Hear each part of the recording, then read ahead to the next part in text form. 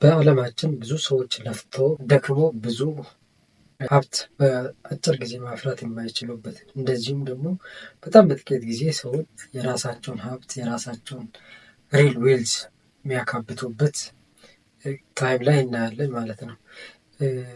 ነገር ግን ምክንያቱ እንደዚህ ነው።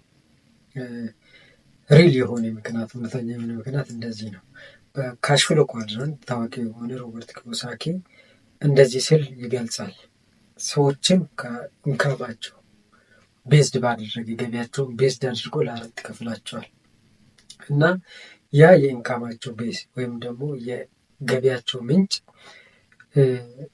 ስኪል ሴትን የሚጠይቃል። ማይንድ ሴት እና ስኪል ሴትን ኢንክሉድ ያደርጋል። እነሱን ለአራት ይከፍላቸዋል። እነሱንም እንደዚህ እናያቸዋለን፣ ምክንያቱም እንደሱ ስለሆነ ማለት ነው። አንደኛው የመጀመሪያው ኳድራንት ኤምፕሎይስ ነው። ኤምፕሎይ ማለት ሰራተኛ ነው።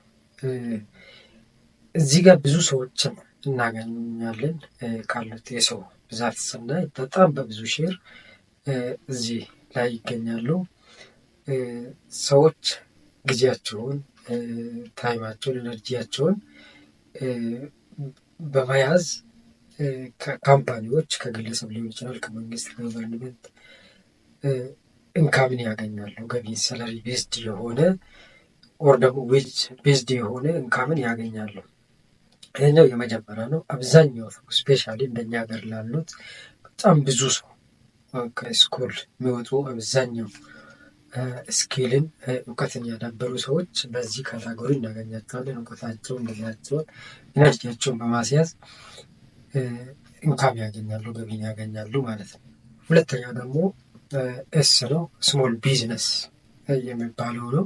እሱን ደግሞ ሰዎች የራሳቸውን ትንሽ የቢዝነስ ምንጭ ኖራቸውና ፊዚካሊ እዛ በመገኘት ራሳቸው በመስራት ገቢን ያገኛሉ። መተዳደሪያ ምንም ያገኛሉ። ነገር ግን ፊዚካሊ ራሳቸው እየሰሩ ማለት ነው እና በካሽፍሎ ኳድራንት ላይ ካያቸው ሁለቱም ስሞል እና ኤምፕሎይ ላይ በጣም አብዛኛው ሰው ነው የሚሳተፍበት። በጣም ለርጅ ነምበር ኦፍ ፒፕል ነው የምናገኘው እዛ ላይ ማለት ነው።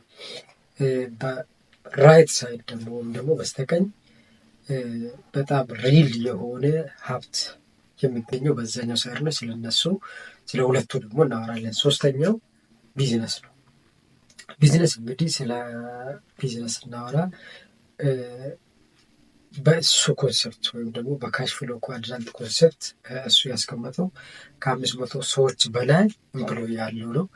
በዚህ ካታጎሪ ስናይ አንዴ ሲስተምን ትዘረጋለን፣ የሚሰራልን ሲስተም እና ሰዎችን ታሰማራለን ማለት ነው። አንተም ኖርክ ካልኖርክ ሲስተሙ ይሰራል ማለት ነው። ሲስተም ኢዝ ወርኪንግ፣ ሲስተሙ ራሱ ይሰራል። ፊዚካሊ አንተ እዛ መገኘት ሳይጠበቅብህ ይሰራል። እና አራተኛው ኢንቨስተር ነው። ኢንቨስተር ደግሞ የሚባለው እሱ እንዴት ነው? አንዴ ሀብቱን ታገኛለህ ወይም ደግሞ ብሩን ታገኛለህ፣ ዜን ብሩ ራሱ ይሰራል ሌላ ብዙ ማለት ነው። እና በጣም ሪል የሆነ ትክክለኛ የሆነ ሀብትን ማካበት ለሚፈልግ ሰው ሪል የሆነ ዌልዝ የሚገኘው በኢንስት ራይት ነው ማለት ነው። በበስተቀኝ ነው የሚገኘው። ምክንያቱም ሰዎች ታሰማራለህ፣ ሲስተም የራሱ ይኖራል። ፊዚካሊ አንተ መገኘት አይኖርብህም። ስለዚህ ለርጅ ነምበር ኦፍ ፒፕልስ ልታሰማራ ትችላለህ። ዜን ደግሞ ፕሮፊቱም ተቆጥሮ ሳይሆን በለተሰራው ልክ ነው ከፈለው። አንተነ ኢንተርቪስ ኦፍ ፕሮፊት ነው የምታገኘው። አሁን በበስተሳያ ሌፍት ስናገኝ በተለይ ኤምፕሎይስ ላይ ተከፍሎ ነው ተቆጥሮ ነው የሚሰጠ። በሰራው ቀናት ሀውርስ ተቆጥሮ ይከፈልሃል። በዚህኛው ግን በሰራው ሲስተሙ በገባ ልክ ነው የሚሰራው። ስለዚህ ሀብትን ለመረዳት ወይም ደግሞ እንዴት ሰው ንብረትን እንደሚያፈራ ለማወቅ ይህኛው በጣም ወሳኝ ኮንሰፕት ነው። ካሽፍሎ ኳድራንት ሰዎች ኢንካማቸውን ገቢያቸውን ከየት ነው የሚያገኙት? የኢንካም ምንጭ ራሱ የት ነው? ከየት ነው ሰዎች የገቢ ምንጭ የሚያገኙት የሚለውን በጣም መረዳት ያስፈልጋል። እሱ ደግሞ ስኪል ሴት ያስፈልገዋል። ማይንድ ሴት ያስፈልገዋል ማለት ነው። እና ቶታሊ በዚህ 4 ይከፍላቸዋል። የትኛውንም ሰው በዓለማችን የሚኖር ሰው ኢንካሙን የሚያገኘው ከዚህ 4 ነው ብሎ ነው የሚያስቀምጠው። ሪልም ደግሞ ያ ነው። እና ሪል ዌልዝ ለሚፈልግ ሰው ሞር ፎከስ ማድረግ ያለበት በስተ ራይት ሳይድ ያለውን ቢዝነስ እና ኢንቨስተር ላይ ነው። በስተግራ ያለው ሜቢ ሴኩርድ ነው። ዲቴል መግባት ካስፈለገ ሴኩርድ ነው ማለት አንድ ስራው ይኖረሃል። ስለዚህ በምን እኖራለሁ በምናምን ብለህ ማሰብ አይጠበቅብህም። ሴኩርድ ነው ማለት ነው። ስራ አጣለሁ እንዲሆናለሁ የሚል ስጋት አይኖርብህም። ነገር ግን ሎንግ ተርም የምታገኘው ፕሮፊት በጣም አነስተኛ ነው እና አራቱም ራሳቸውን የቻሉ ስኪል ሴት ማይንድ ሴት ያስፈልጋቸዋል። እና ሪል ዌልዝ የሚገኘው በበስተ ራይት ሳይድ ያለው ነው። ዲቴል ደግሞ በሌላ ጊዜ የምናየው ይሆናል። በጣም ትልቅ ኮንሰፕት ነው መረዳት ያለብን። ስፔሻሊ ስለ ፋይናንሻል እናወራ ከሆነ ፋይናንሻልን ኤዱኬሽንን የሚፈልግ ሰው ፋይናንሻል ኢንተሊጀንት የሚፈልግ ሰው ከሆነ የመጀመሪያው ይህንን ነገር መረዳት ያስፈልገናል ማለት ነው። ካሽ ፍሎ ኳድራንት ማለት ሰዎች ኢንካማቸውን ከየት ነው የሚያገኙት የሚለውን በደንብ ማየት በደንብ ማወቅ አስፈላጊ ነው። ከዛ ነው የምነሳው። ያንን ስትረዳ ነው የኢንካም ምን አይነት ኢንካም አለ፣ ሰዎች ገቢ ከየት ነው የሚያገኙት ምለው ሳታውቅ ሀብትም ልታፈራ አትችልም፣ ራስንም ከማሰብ አትችልም። እና ያንን ነው ለማለት የምፈልገው። ኢንቨስተር ስናይ ሜቢ ያደጉ ሀገራት ላይ ከሆነ ሼር ካምፓኒዎችን በመግዛት ሪል ስቴት ላይ በመሳተፍ እንደዚሁ የተለያየ ካምፓኒ ላይ ኢንቨስት በማድረግ ኢንካምን ታገኛለህ። ማለት አንድ ያገኘው ብር አትኖር ካልኖር ብሩ ራሱ ይሰራልሃል ማለት ነው። እሱ ስኬልን ይጠይቃል። የምትገዛውን ካምፓኒ የምትገዛውን ሼር የምትገዛውን ነገር በደንብ ማወቅ ይፈልጋል። ስቶኮችን ሼር ሆልደር ሆነ ማለት ነው።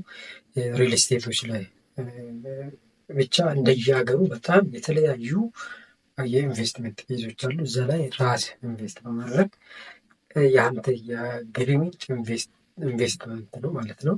ኢንቨስት ታደርጋለህ፣ ያን ብሩ ራሱ ይሰራልሃል ማለት ነው። እና ያ ነው ኮንሴፕቹዋሊ ሪል ሀብትስ ወይም ደግሞ እውነተኛ ሀብት ያሉት በዚህኛው ሳይድ ነው። በጣም መረዳት ያስፈልጋል። ስፔሻሊ እንደኛ ሀገር ብዙ የተማረ የሰው ኃይል ያለበት ላይ በደንብ እነዚህን ማወቅ ያስፈልጋል። ቢኮዝ በእኛ ሀገር ካየን ስኩሎች ስኪልን ያስተምራሉ፣ የተለያየ ሙያን የተለያየ ከዛ አልፎ ግን ስለ ዌልዝ ስለ ሪል የሆነ ሀብት ግን በጣም ጥቂት ነው ያለው ትምህርት። እኛ ሀገርም እንዳለ ራሱ የለም እና ሰዎች በራሳቸው ነው የሚደርሱበት ያንን። ስለዚህ ስፔሻሊ በደንብ ይሄ መረዳት ሰዎችን ከምን ከየት ያገኛሉ፣ ገቢን ከየት ነው የሚያገኙት፣ ከየት ነው ገቢን ላገኝ የሚችለው የሚለውን በደንብ ማወቅ ያስፈልጋል። ያንን ማወቅ አንተ ለምትወስደው አክሽን፣ አንተ ለምታደርጋቸው ነገሮች፣ አንተ ለምትረዳቸው ነገሮች በጣም ወሳኝነት አለው። በጣም ወሳኝነት አለው። ስፔሻሊ ልክ እንዳልኩ ነው ለኢምፕሎይም ራሱ ለዚህኛው ካታጎሪ ራሱ ያንን ማወቅ በጣም አስፈላጊ ነው። አንዳንድ ሰዎች ከሁለቱም ሶስቱም ካታጎሪ ላይ ሊኖሩ ይችላሉ። አክቹዋሊ ግን መረዳቱ በጣም አስፈላጊነት አለው ማለት ነው።